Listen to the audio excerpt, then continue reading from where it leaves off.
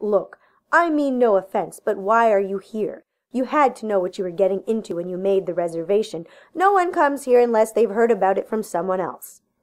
A blush heated her cheeks. "A friend booked the trip."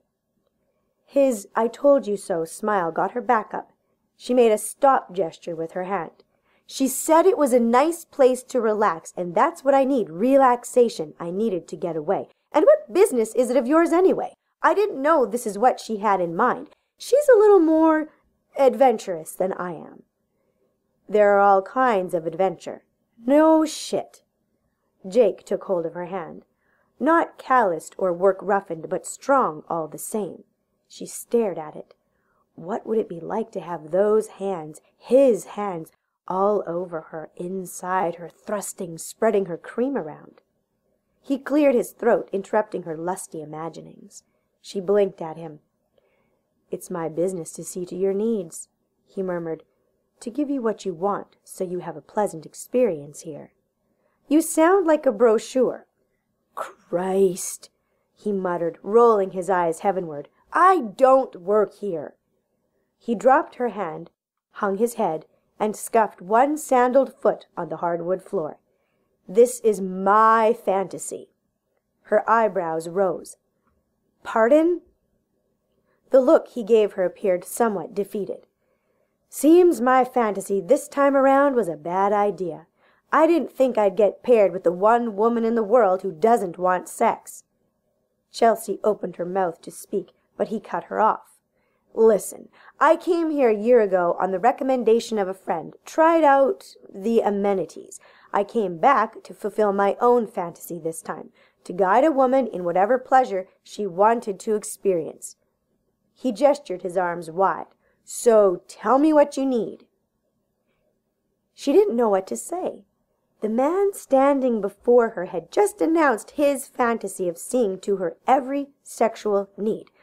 A dream come true, or a nightmare? She hadn't been with anyone in over a year. Panic set in. Fantasizing was one thing, but the thought of actually being naked with someone?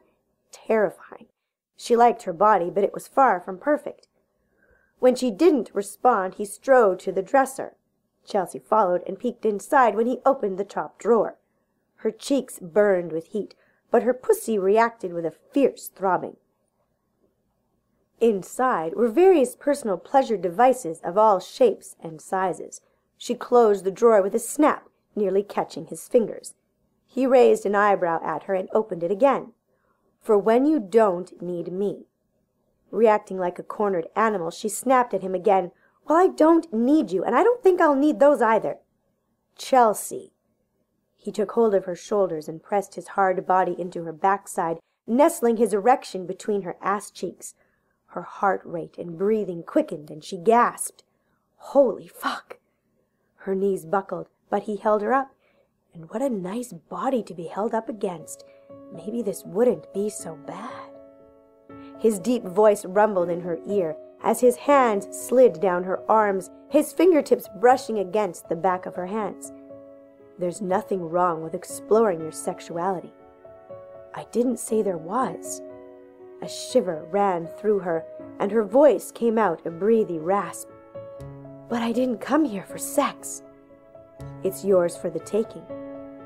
His lips brushed the side of her neck, and she melted into him as he palmed her belly. God, it felt good to have a man's hands on her, even if there was a layer of fabric between them. Hot, insistent hands that knew what they were doing. The only thing she focused on was the sensation of his palms sliding up her belly to cup her breasts.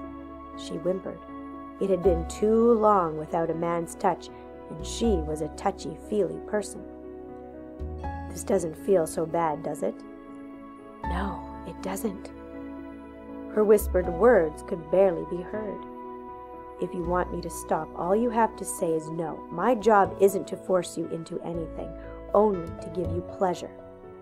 His fingertips glided down her abdomen again and made their way down to the top of her thighs, gathering up her skirt. But you don't work here." He smiled against her neck. "Use your imagination, honey.